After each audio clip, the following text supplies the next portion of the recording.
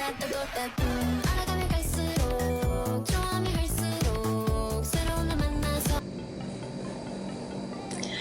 semua, kalian tahu nggak bahwa gas alam merupakan sumber energi yang saat ini banyak digunakan dalam berbagai aspek kehidupan, seperti sumber energi primer pada pembangkit listrik, sumber energi untuk kebutuhan rumah tangga, dan juga sumber energi untuk kebutuhan transportasi. Gas alam sangat berguna pada berbagai aspek kehidupan. Tapi tahukah kalian bagaimana gas alam itu terbentuk? Apa unsur kimia yang terkandung di dalamnya? Jenis gas alam apa saja yang dapat dimanfaatkan serta bagaimana pemanfaatan gas alam dari proses eksplorasi hingga digunakan pada pembangkit listrik. Oke, asal mula gas alam ini termasuk ke dalam jenis bahan bakar yang berasal dari fosil, sama seperti minyak mentah dan batu bara. Gas alam adalah bahan bakar fosil yang berasal dari sisa-sisa tanaman, hewan, dan mikroorganisme yang tersimpan di bawah tanah dan mengalami proses kimiawi selama jutaan tahun. Biasanya, gas alam dapat ditemukan di ladang minyak, ladang gas, bumi, dan juga tambang batu bara. Komponen utama dalam gas alam adalah metana CH4 yang merupakan molekul hidrokarbon rantai terpendek dan teringat. Gas alam juga mengandung molekul-molekul hidrokarbon yang lebih berat seperti etana C2H6, propana C3H8, dan butana C4H10. Selain juga gas-gas yang mengandung sulfur seperti belerang, jenis-jenis gas alam termasuk dalam kelompok hidrokarbon yaitu etana, propana, butana normal, isobutana, dan petana plus alias bensin alami. NGL dikeluarkan dari gas alam di pabrik. Pengolahan gas alam sebagai aliran gabungan disebut volumage atau Y-grade.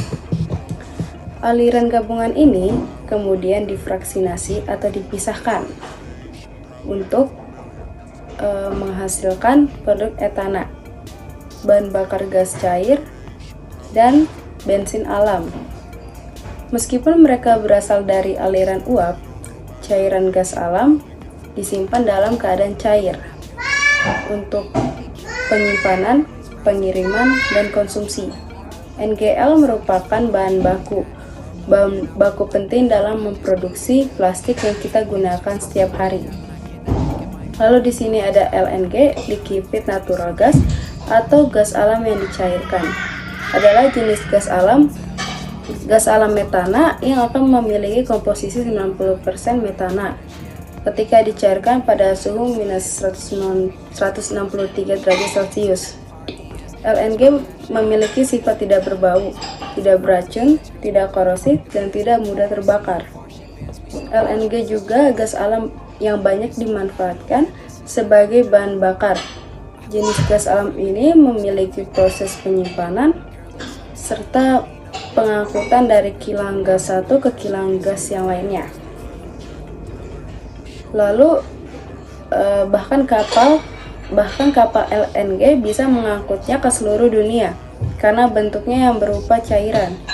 Setelah dihangatkan, LNG akan kembali ke dalam bentuk gas alam untuk pemanasan, memasak, pembangkit listrik, dan penggunaan industri. LPG atau liquefied petroleum gas atau yang biasa kita sebut dengan LPG adalah gas alam yang memiliki komponen utama propana dan butana. Dari sifatnya, LPG tidak memiliki bau, tidak berwarna, dan tidak berasa, mudah terbakar, dan memiliki tingkat racun yang sangat sedikit. LPG lah yang kemudian digunakan oleh masyarakat untuk bahan bakar memasak. Lalu beberapa jenis proses yang dapat digunakan untuk mengolah gas bumi sehingga diperoleh produk LPG. Antara lain proses absorpsi dan kriogenik. Untuk mempertahankan gas LPG agar tetap cair pada suhu kamar, LPG harus disimpan dalam tangki bertekanan atau pressurized tank. Pencairan gas bumi menjadi LPG dimaksudkan sebagai solusi pengangkutan ke konsumen karena volume LPG jauh lebih kecil dari volume gasnya. Lalu CNG adalah gas alam yang tetap jernih meskipun di bawah tekanan tinggi dengan sifatnya yang tidak berbau dan tidak korosif. Namun kekurangan CNG yaitu membutuhkan tempat penyimpanan yang besar dan tekanan yang sangat tinggi agar kemurniannya tetap terjaga. Faktor inilah yang membuat CNG cukup sulit untuk didistribusikan ke tempat yang jauh. Namun, sebenarnya CNG banyak dimanfaatkan untuk keperluan gas industri oleh masyarakat Indonesia. Lalu, tingkat kesulitan itu membuat pengangkutan CNG baru bisa menggunakan trailer. Proses transportasi gas bumi dalam bentuk CNG memerlukan 3 jenis fasilitas, yaitu fasilitas pengiriman atau mother station, fasilitas transportasi, dan fasilitas penerimaan atau dauger station. Terima kasih. Gas alam telah menjadi sumber energi utama untuk pembangkit listrik di Indonesia sejak 1974. Dengan cadangan terbesar ketiga di Asia Pasifik, keunggulan gas alam meliputi biaya operasi murah, efisiensi termal yang tinggi, emisi CO2 rendah, dan proses startup yang cepat. Gas alam terdiri dari eksplorasi dan produksi. Eksplorasi mencakup studi geologi, geofisika, serta survei seismik untuk mencangkup cadangan migas. Jika ditemukan, pengeboran dilakukan hingga tahap produksi, di mana gas dipisahkan dari material, lalu disimpan dalam bentuk LNG sebelum digunakan di pembangkit listrik melalui proses regasifikasi.